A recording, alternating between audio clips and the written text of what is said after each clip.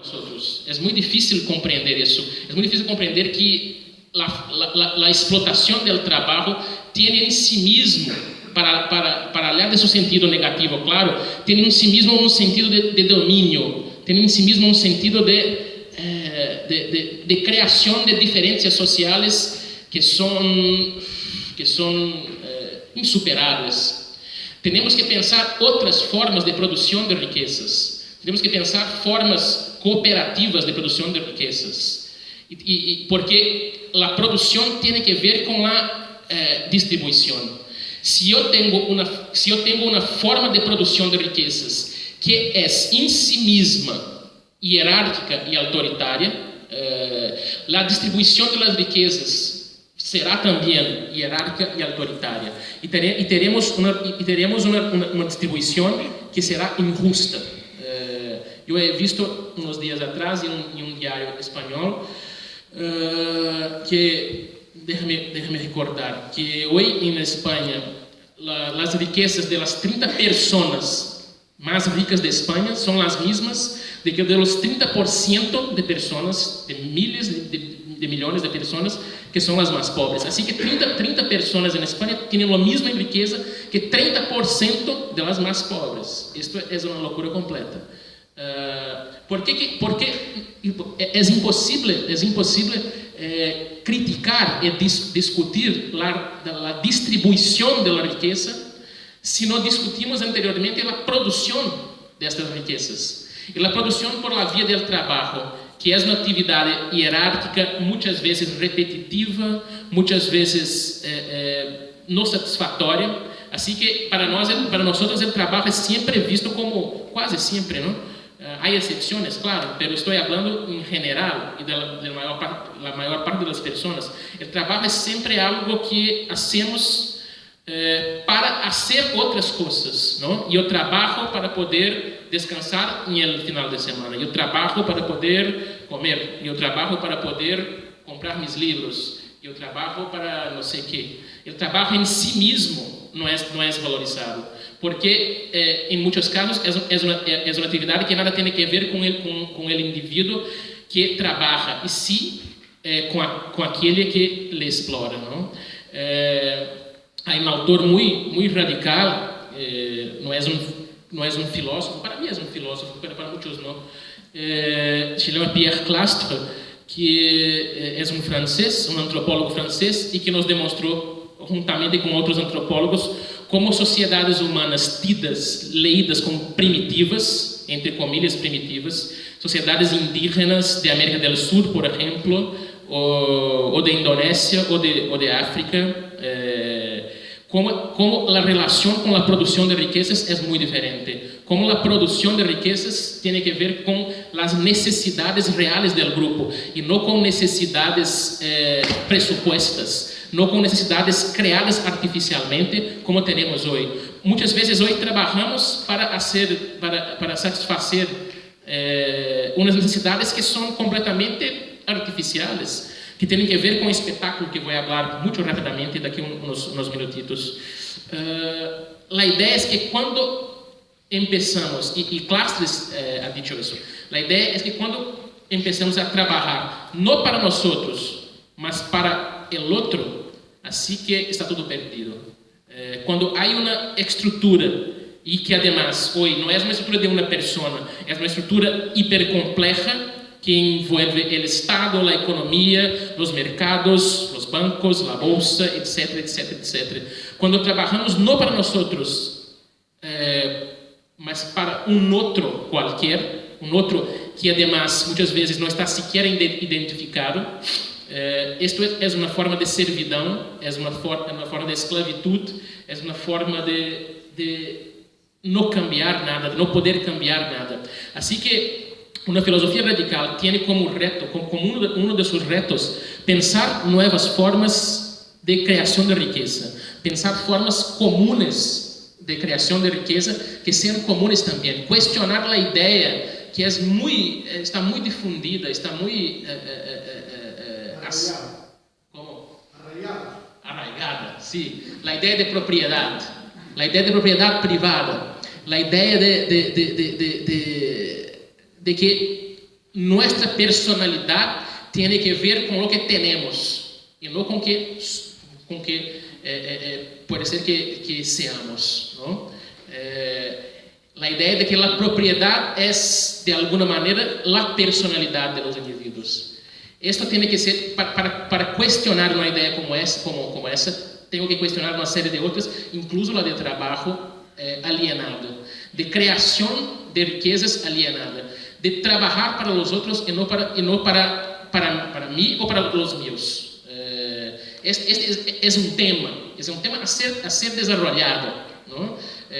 No estoy dando el punto final, estoy diciendo que hacer filosofía radical tiene unos ejes que son importantes. Uno de ellos es criticar el trabajo, es superar esta idea un poco que me parece un poco infantil, de que trabajo y capital están enfrentados, ¿no? El trabajo alimenta el capital alimenta el trabajo. No puede existir capital sin trabajo, pero sí puede existir trabajo sin capital. Esto sí que es interesante. El capital siempre tendrá que tener el trabajo para subyugarlo, para alienarlo. Al contrario, el trabajo, si es trabajo libre, no necesita de capital. No necesita del capital. Ahora, si es trabajo alienado, sí. Precisa de un dominador.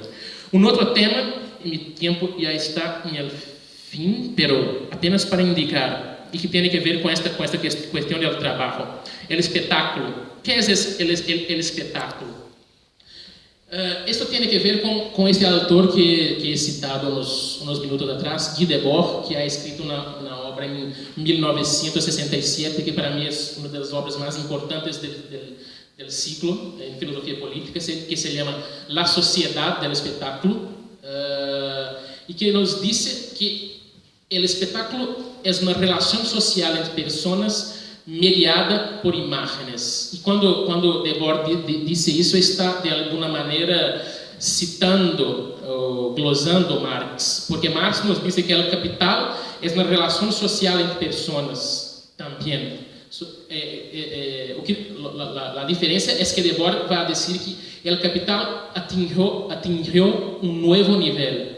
El capital no tiene que ver únicamente con las trocas sociales. El capital ahora se expresa por el dominio de la imagen, de las mentes, de las ideas, de los costumbres, de lo que aparece, de la apariencia.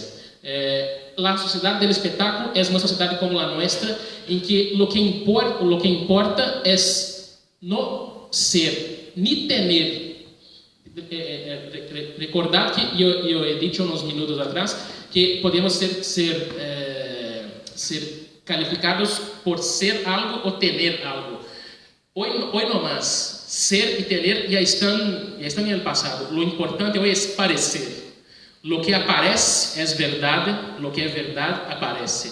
La idea de una sociedad completamente dominada por imágenes, por imágenes cada vez más simplificadoras, por imágenes que tienen un sentido de mantenernos continuamente ligados, conectados en una red total, mundial, de acontecimientos, de hechos, de sucesos, pero que nos impide algo muy simple, pensar.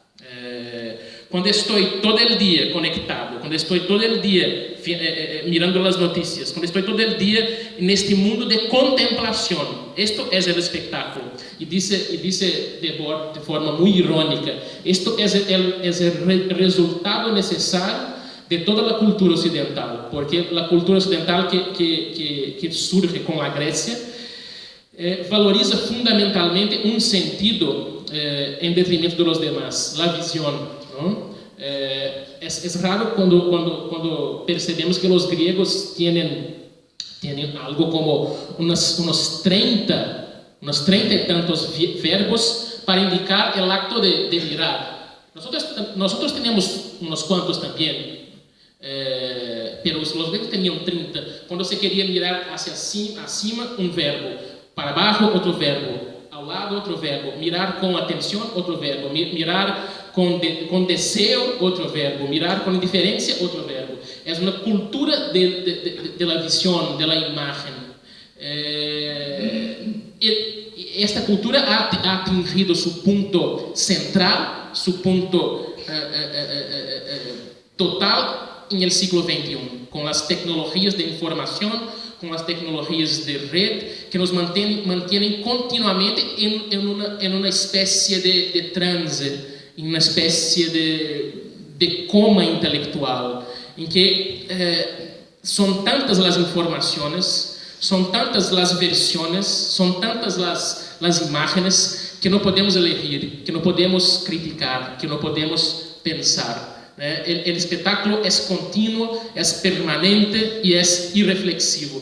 Pero el espectáculo no es simplemente la idea de que exista una red de computadores, no es simplemente la idea de que exista internet.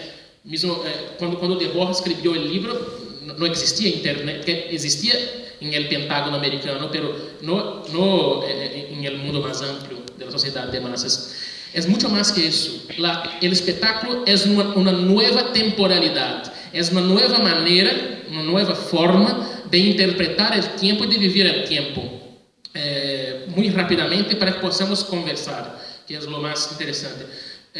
Los hombres conocieron básicamente dos modelos de tiempo, dos grandes modelos de tiempo, con variaciones e especificidades entre ellos, pero dos grandes modelos. Lo más antiguo, que es el tiempo circular. Este modelo de tiempo está en Grecia antigua, está en Roma, está en el mundo oriental, incluso hasta hoy en ciertos sitios del mundo oriental. La idea de que el tiempo es un ciclo y no hay principio y no hay fin absoluto. Simplemente hay estaciones, hay momentos del ciclo que van y vienen, retornan, todo retorna, todo siempre va a se repetir. Es un modelo de tiempo que de alguna manera es continuo, es permanente, pero es reflexivo, porque tengo que interpretar este tiempo, tengo que entender que el tiempo tiene en sí un segredo que es necesario desvendar para comprender la esencia del ciclo, para comprender, por ejemplo, y todas las religiones antiguas tienen la idea del ciclo, la idea de que no vamos a morir. Vamos a retornar de alguna manera, sea la idea de alma, sea la idea de transformación, sea la idea de que vamos a ser átomos en el universo. Vamos a retornar siempre. No hay fin absoluto, no hay comienzo absoluto. Es la idea más antigua y para mí la más confortante. A mí me gustaría que fuera así el tiempo, pero una segunda temporalidad, mucho revolucionaria al extremo, es la idea cristiana de tiempo, que es algo, si vosotros comparan, por ejemplo, los textos sagrados de los hindús, los textos sagrados de los griegos con los textos sagrados del cristianismo, hay una novedad que es absoluta, la idea de que el tiempo tiene un principio y un fin, ¿no? Hay un fiat lux, un momento en que se hace la luz, y va a haber un momento final, un juicio final, una revelación, o en griego, un apocalipsis, ¿no? Cuando en el libro el último libro de la Biblia, el Apocalipsis, Jesús Cristo aparece, viene a la tierra nuevamente, viene como juez y dice: yo soy el alfa y el omega. ¿Qué es eso? Alfa y omega son la primera y la última letra del alfabeto griego, ¿no? Yo soy el principio y el fin. Con el cristianismo tengo la idea del tiempo lineal. No es más un ciclo, es un tiempo lineal, que es un tiempo que se va gastando, es un tiempo que tiene una permanencia limitada. Y hay eventos irrepetibles. Hay eventos que no van a retornar. Si tú mueres, vas a volver al final, tal vez, pero no hay un ciclo donde puedas estar constantemente en el mundo. La crucificación de Cristo es un evento único, no va a ocurrir de nuevo. El tiempo lineal tiene principio y fin. Es un tiempo que no es tan reflexivo como el tiempo circular, pero sí es revolucionario. Entiende que hay novedades absolutas en el mundo y así nos pone a pensar qué son esas novedades. Ahora estamos experimentando un tercer modelo de tiempo que es lo más pobre de todos, lo más peligroso de todos en mi visión, que no es el ciclo, no es la línea, es el tiempo espectacular, es el tiempo del espectáculo. Es un tiempo donde es como una línea, pero es una línea que es infinita, tanto para adelante quanto para atrás. Es la idea que yo hablé unos momentos atrás del largo presente. Un presente que se repite, un presente que no tiene ninguna expectativa de futuro, un presente que no se quiere convertir, no se puede convertir en futuro, lo peor tal vez, eso quien dice es Walter Benjamin, un presente que no tiene relación con el pasado, que se esquece, no se recuerda de las luchas, de los movimientos, de las ideas, de las guerras, de las injusticias que construyeron este mundo. Este tiempo espectacular está cerrado sobre sí mismo. No consigue conectar con la experiencia de la tradición. Un tiempo que esté cerrado únicamente en la tradición es también malo. Un tiempo que vive únicamente y ahora voy a utilizar una palabra que vosotros no tenéis, de saudades. Saudade es una palabra portuguesa que, no sé, ¿cuál? Nostalgia. ¿Cómo? Nostalgia. No es la misma cosa, hombre. Saudade. Los gallegos saben lo que es saudade, Los gallegos, los portugueses, los brasileños saben que es saudade.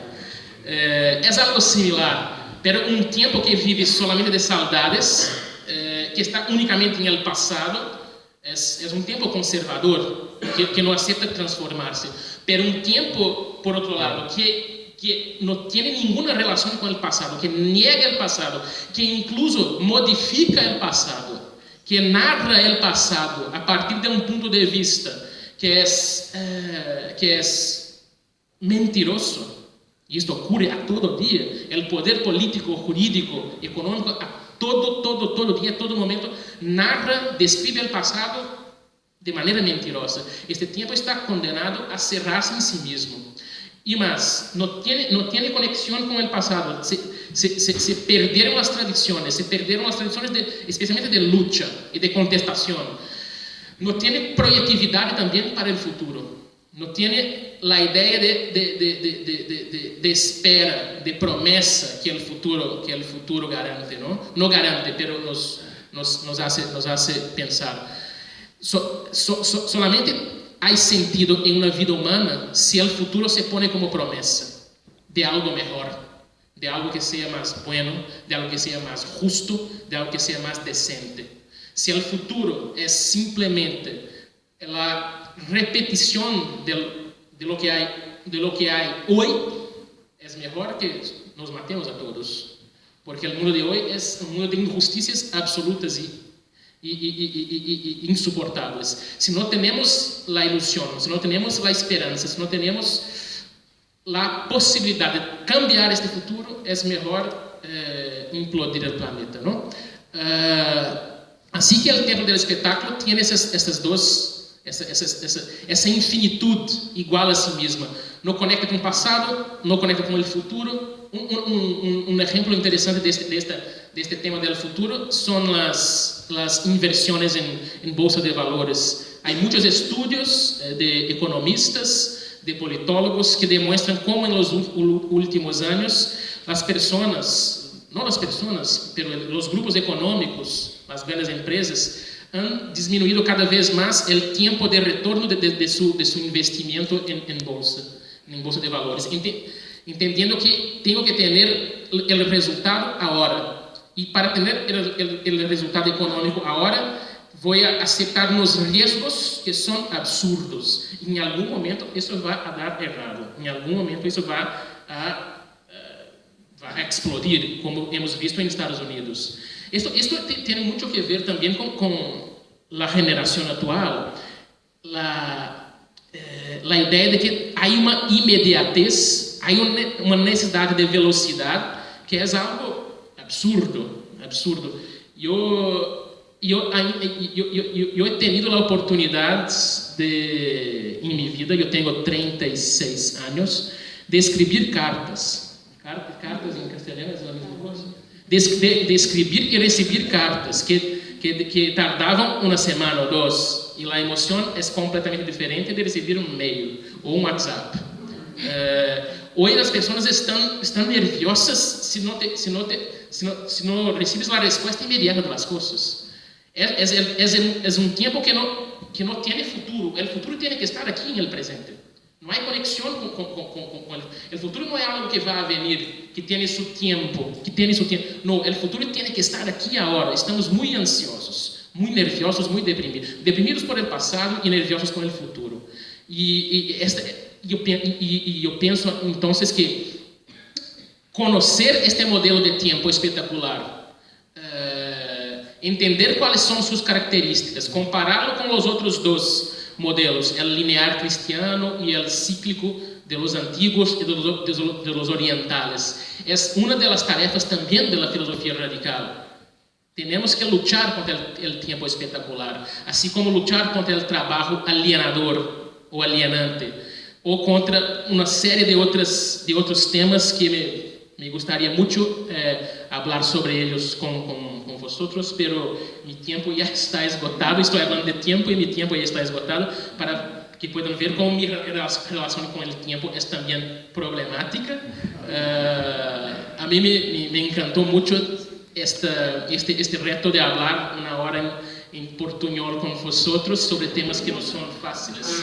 Y me gustaría ahora escucharlos, hablar un poco, conversar, hacer lo que la filosofía es, que es una conversa, ¿no? Una conversa que es muy, muy, muy interesante. Muchas gracias y buenas noches a todos.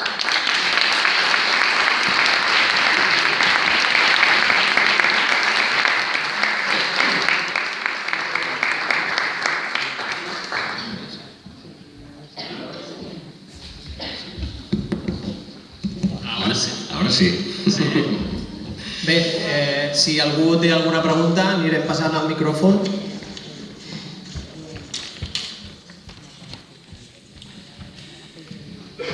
Muchas gracias, buenas noches, fantástico, ha sido muy bien expuesto su tesis, y a pesar del idioma yo creo que al contrario, creo que le ha dado una riqueza y más comprensión aún, porque uno tiene que estar más atento, porque hay que esforzarse en conectar.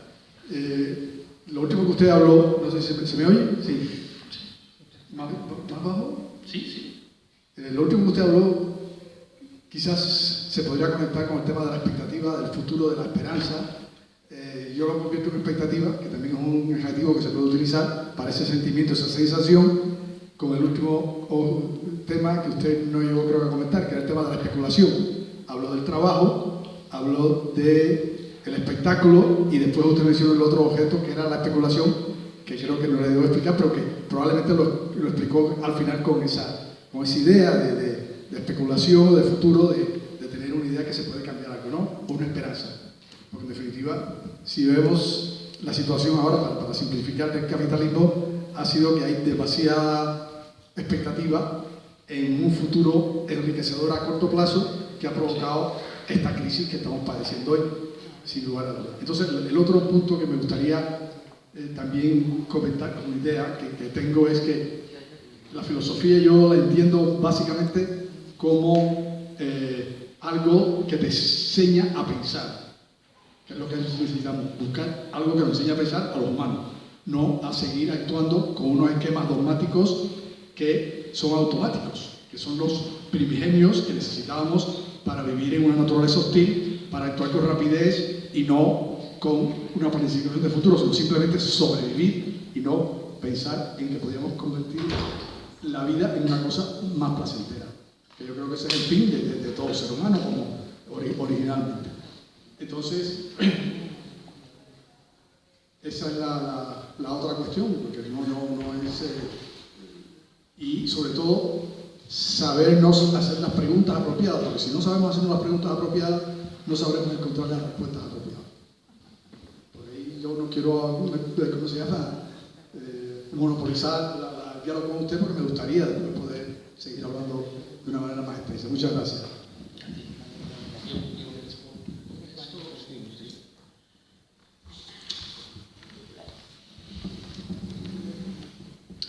Muchas gracias por tu intervención, que no es propiamente una pregunta, sino una avaliación, y yo estoy de acuerdo que la filosofía, tú has dicho, es algo que nos enseña a pensar, sí, pero hay que recordar que eso es algo muy doloroso, ¿no?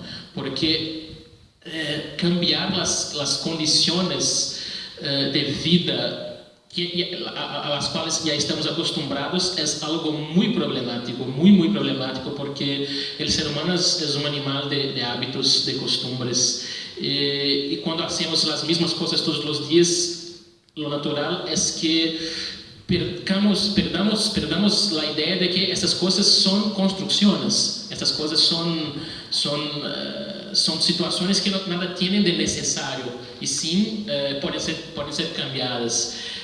Los griegos decían que la filosofía era el arte de aprender a vivir bien, ¿no? Aprender a vivir con placer. Y yo pienso que hoy les falta mucho a las personas algo como la filosofía, porque no sé cuánto a vosotros, a mí me espanta, y este es otro tema filosófico, ¿no? El taumatos. Taumatos es una palabra griega que tiene que ver con espanto. Y esto el mismo Platón y Aristóteles, que son filósofos a los cuales siempre estoy enfrentado, y esto es un malo señal, porque si estás enfrentado siempre con una persona es señal que tiene algo como un tipo de amor también por estas personas, tal vez tiene un tipo de amor por Platón, no sé, o Aristóteles, pero estoy siempre enfrentado con ellos. Ellos decían que la filosofía surge del taumatos, del espanto. Si el mundo para ti es normal, si el mundo está bien acabado, si el mundo está bien hecho, no va a ser filosofía. La filosofía nace de una necesidad. No simplemente una necesidad, pero de un malestar en el mundo, de una situación en que las cosas no son tan claras. Las cosas no están tan buenas, y así te pones a cuestionar, empiezas a cuestionar, y va a cuestionar incluso cosas que son obvias para todos, ¿no? Es muy célebre la idea de Descartes, un filósofo francés del siglo XVI, en que tenía la idea de que tenemos que encontrar una verdad que sea clara y evidente. ¿Cuál verdad es clara y evidente? La verdad que no puede soportar ninguna dúvida. Así que comienza a dudar de todo. Comienza a dudar incluso de su propia existencia. Duvida da existência de Deus. Era um homem muito crente, muito católico, pero lo inicial é duvidar de Deus. Nunca he visto a Deus, não existe Deus, puedo duvidar de Deus. Começa a duvidar incluso se Ele mesmo existe. Yo puedo ser un sueño. Yo puedo ser un sueño dentro de otro sueño. Este es un tema riquísimo no únicamente de la filosofía, pero de la poesía también. Hay un poema de Edgar Allan Poe y un poema de Jorge Luis Borges, el argentino, que para mí es uno de los grandes de todos los tiempos en poesía. Yo soy un sueño dentro de otro sueño. Soy el resultado de un soñador. Los indianos tienen algo como eso también, ¿no? Para los indianos, todos nosotros somos sueños de Brahma. Estamos en una noche de Brahma. Cuando Brahma, el Dios total, se despierte, todo va a acabar y reiniciar después. Ahí está el ciclo nuevamente. Pero la filosofía tiene esta característica de ser algo que nace del incómodo, de estar incomodado con el mundo. Por eso las personas tienen que percibir que sus dolores, que sus anseios, que sus situaciones de negatividad pueden crear algo positivo, pueden crear un cuestionamiento radical, pueden crear una situación en que tú cambies tu mundo y el mundo de los otros, porque no hay un mundo mío y un mundo de los otros, hay únicamente un mundo y relaciones. Así se siente el malestar. hay un filósofo que no me gusta mucho, Francis va a reír, pero es Heidegger. Heidegger es un filósofo que no me gusta mucho, pero dice algo que es algo como eso y que estoy de acuerdo, que la angustia es fundamental en la vida porque puede nos llevar a dos procesos, o a un proceso depresivo, que no vas a escapar de eso, o a un cuestionamiento radical de sí mismo, de Dios, del mundo, de los otros. Y esto es, lo dice Heidegger, singularizarse, tornarse un singular, no ser únicamente más una cosa entre cosas, pero tener el sentido claro de la muerte y de la existencia, de la riqueza de todo eso, de la irrepetibilidad de todo eso y de que tenemos así una oportunidad única para vivir, para estar aquí. Y no vamos a volver, no estamos en el tiempo cíclico. La filosofía es la arte de vivir bien, pero también la arte de automolestarse, no sé, de autoincomodarse, de estar siempre crítico en relación al mundo. Yo no consigo vivir de otra manera. Hay momentos buenos y hay otros que no son tanto.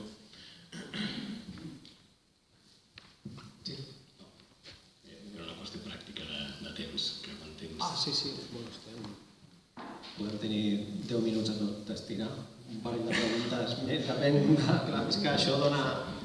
Sí? Hola, no, dos preguntas muy rápidas, muy concisas, una pregunta teórica y otra práctica. La teórica es que, aunque el pensamiento radical parte de Marx, seguramente habrá tenido que dejar de lado su determinismo histórico. Esta es la primera. Y la segunda, la globalización no es el principal obstáculo para intentar poner en práctica estos postulados radicales. O sea, me refiero a la globalización, que estamos sujetos, es uno de los principales obstáculos para poner en práctica estos postulados. Hombre, estas dos preguntas yo podría hablar mucho. Ya han visto que yo hablo mucho, ¿no? Cuando estoy cómodo, y estoy muy cómodo con vosotros. Muchas gracias. Tienes toda razón en la primera pregunta y voy a hablar muy rápidamente. Marx, son muchos Marx. Hay el Marx del Capital, que tiene el determinismo histórico dialéctico de que necesariamente el capitalismo va a ser vencido por el socialismo va a ser transformado en comunismo, etc. Este Marx hay que renegar. Yo he dicho eso en la Facultad de Filosofía y casi me mataron. Pero la verdad es que hay muchos Marx y hay que saber aprovechar las cosas, ¿no? Todo en la vida tenemos que saber aprovechar lo que es bueno y rechazar lo que es malo. A mí lo que interesa es el Marx del acontecimiento, el Marx del tiempo ahora. Si tú lees, por ejemplo, el Marx del 18 Brumario, el Marx de la Guerra Civil en Francia, son libros de Marx. El Marx sobre a questão judaica. Sobre la cuestión judaica. Sí, es un Marx completamente diferente. Es un Marx que escribía en periódicos cuando los hechos ocurrían. Aconteció la Comuna de París. Marx, la Comuna de París, no había teorizado eso. Esto es genial, tengo que escribir sobre eso. Y escribí en el calor del momento y tenía ideas geniales, muy, muy buenas, porque estaba allí involucrado, estaba allí dentro del acontecimiento. Este Marx me interesa mucho, mucho, mucho. No tanto el Marx, que es un hijo legítimo de Hegel, que del determinismo histórico dialéctico. Este hay que superar. Y la segunda pregunta, también muy buena, y podría hablar mucho, la globalización. La globalización es una mentira, ¿no? La idea de globalización, porque la globalización funciona bien únicamente para los mercados, funciona bien únicamente para las empresas, funciona bien únicamente para el dinero. Si tengo mi dinero aquí ahora y quiero enviar a Brasil, no hay problema. Si es mucho dinero, Si es mucho dinero y si tengo condiciones para eso, no hay problema. Puedo hacer con un ordenador. Pero los límites para que una persona real, de carne y hueso, pueda caminar, pueda andar por el globo, son cada vez más terribles. Veo, por ejemplo, el caso de Siria. En el mundo entero tenemos una serie de instrumentos que impiden las personas de caminar, que impiden las personas de tener este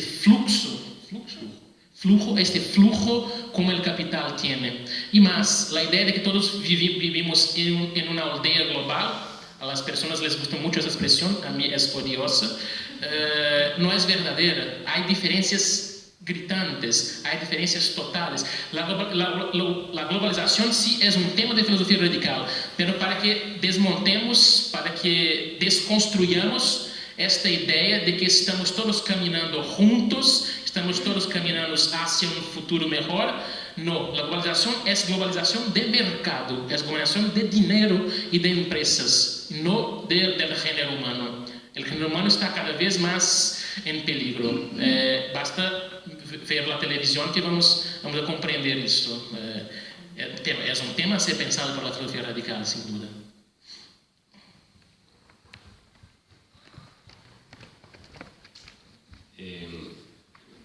Aquells que feu una pregunta, sisplau, la major brevetat possible perquè, si no, ens quedem sense temps. Gràcies.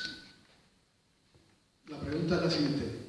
La noción de la dialéctica, de la unidad de los contrarios, que es de Hegel originalmente hasta donde yo sé, y que tomó Marx para después hacer su análisis, sobre todo del capitalismo, ¿cómo usted ve la vigencia o que si efectivamente esto es algo que es aceptable como modo de pensar? Hombre, también la dialéctica en 2 minutos es algo que es difícil. Yo he escrito este librito, Filosofía Radical y Utopía, y buena parte de ello está dedicada a desconstruir a la dialéctica, porque pienso que es un pensamiento, es una estructura de pensamiento muy seductora, la idea de que hay un movimiento contradictorio, total, y que apunta para uma totalização da realidade de forma muito simples. Não é assim que Hegel explica a ideia, eu sei, mas de forma muito simples a ideia de que todo movimento da realidade, do pensamento e mesmo a realidade material concreta, vai dizer Marx, tem um momento positivo que se reúne com um momento negativo e depois temos um momento total que passa a se comportar como um novo momento positivo que vai originar um